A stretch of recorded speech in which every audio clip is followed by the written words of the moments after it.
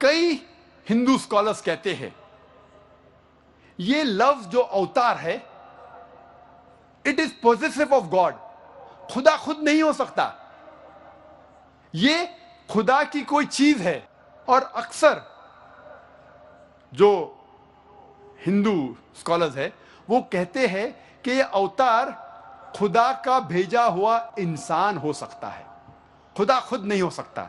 इसीलिए वेद में कहीं भी जो अवतार का आम लोग समझते उसका जिक्र है ही नहीं वेद में, कि खुदा खुद इस धरती पे आए, इस जमीन पे आए, इसका जिक्र कहीं भी नहीं है वेद में। वेद में जिक्र है कि खुदा ने ऋषियों को भेजा, कई ऋषियों का जिक्र है। तो अगर हम वेद को भगवत गीता और भागवत पुराना से मिलाना चाहते हैं और इस श्लोका को समझना चाहते हैं, उससे यह जाहिर होता है कि जब भी नेकी घटती है और बुराई बढ़ती है तो भगवान एक ऋषि को भेजते हैं, एक आदमी को भेजते हैं बुराई को नष्ट करने के लिए और अच्छाई की हिफाजत करने के लिए। क्योंकि वेद के खिलाफ कोई भी हिंदू धर्म की किताब जाती है तो हमें वेद की बात मानना चाहिए। सबसे अच्छा तरीका है रिकंसाइलेशन, दोनों की बात को ऐसा समझे कि दोनों की बात रहे। और हिंदू धर्म में कई ऋषियों का जिक्र है, कई पैगंबरों का जिक्र है, और हिंदू धर्म की किताबों में आखिरी पैगंबर, आखिरी रसूल, आखिरी नबी मोहम्मद सल्लल्लाहु अलैहि वसल्लम का भी जिक्र है कई जगह पर। जब हम पढ़ते हैं भविष्य पुराना पर्व 3 खंड 3 अध्याय 3 श्लोकास 5 से 8 तक, इसमें लिखा हुआ है एक मलेच्चा आएगा जिसका नाम है मोहम्मद। वो अपने साथियों के साथ आएगा मरुस्थल से, और राजा भोज इज्जत से उसका इस्तकबाल करेंगे और पंचगर्व में उसको नहलाएंगे और कहेंगे तू है रहमत वाला इस दुनिया का। और एक फौज इकट्ठा की है शैतान से झगड़ने के लिए, और तेरी हिफाजत भगवान करेंगे। ये भविष्यवाणी की जब तहकीक करते हैं पता लगता है इसमें कहा गया है एक मलेच्चा आएगा। मलेच्चा के माने परदेसी, फॉरेनर। मोहम्मद सल्लल्लाहु अलैहि वसल्लम परदेसी है, हिंदुस्तानी नहीं है। उसका नाम है मोहम्मद सल्लल्लाहु अलैहि वसल्लम। वो आएगा अपने साथियों के साथ। हम जानते हैं मोहम्मद सल्लल्लाहु अलैहि वसल्लम के कई सहाबा थे। वो आएगा मरुस्थल से। मरुस्थल संस्कृत में कहते हैं डेजर्ट को, रेगिस्तान को, और मोहम्मद सल्लल्लाहु अलैहि वसल्लम रेगिस्तान से आए थे।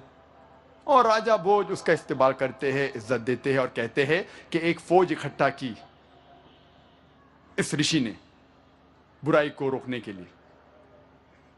मोहम्मद सल्लल्लाहु अलैहि वसल्लम की भविष्यवाणी भविष्य पुराना पर्व 3 खंड 3 अध्याय 3 श्लोका 10 से 27 में भी है।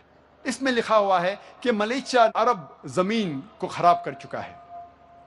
एक दुश्मन था जिसे मैंने नष्ट किया, अभी और एक बार वो भेजा गया है और बड़े दुश्मन को। इसको नष्ट करेंगे एक आदमी जिसका नाम है मोहम्मद, और लोगों को सही रास्ते पे लेके आएंगे। ए राजा, तुझे मलेशिया के जमीन में जाने की जरूरत नहीं, तुझे मैं प्योरीफाई करूंगा, पाक करूंगा इस जगह पे। और एक शख्स आता है एंजेलिक डिस्पोजिशन में, फरिश्ते के रूप में, और कहता है कि मुझे भेजा है ईश्वर परमात्मा ने आर्य धर्म को कायम करने के लिए, हक का धर्म, हक का दीन। मेरा मानने वाला गोश्त खाने वाला रहेगा, मेरा मानने वाला का खतना किया जाएगा। वो चोटी नहीं सिर पे रखेगा, वो दाढ़ी बढ़ाएगा, दाढ़ी बढ़ाएगा और लोगों को नमाज की तरफ बुलाएगा। वो गोश्त खाएगा लेकिन सूअर का गोश्त, खिंजीर नहीं खाएगा।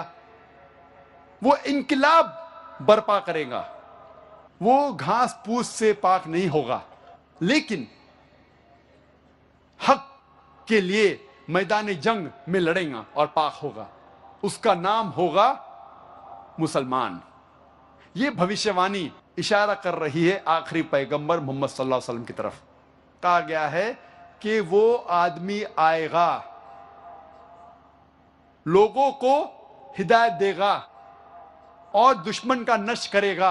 उसका नाम होगा मोहम्मद सल्लल्लाहु अलैहि वसल्लम। उसका मानने वाला होगा जिसकी खतना हो चुकी है। वो चोटी नहीं उगाएगा अपने सिर पर, दाढ़ी बढ़ाएगा, इनकलाब बर्पा करेगा, लोग को नमाज सलाह की तरफ बुलाएगा, जिसे कहते आदान। वो इनकलाब बर्पा करेगा, गोश्त खाएगा, लेकिन खिंजीर सूअर का गोश्त नहीं खाएगा। वो पाक नहीं होगा घास और फूस से, लेकिन हक के लिए मैदानी जंग में लड़कर पाक होगा। उसका नाम होगा मुसलमान। ये सारी बातें लिखी हुई है भविष्य पुराना में।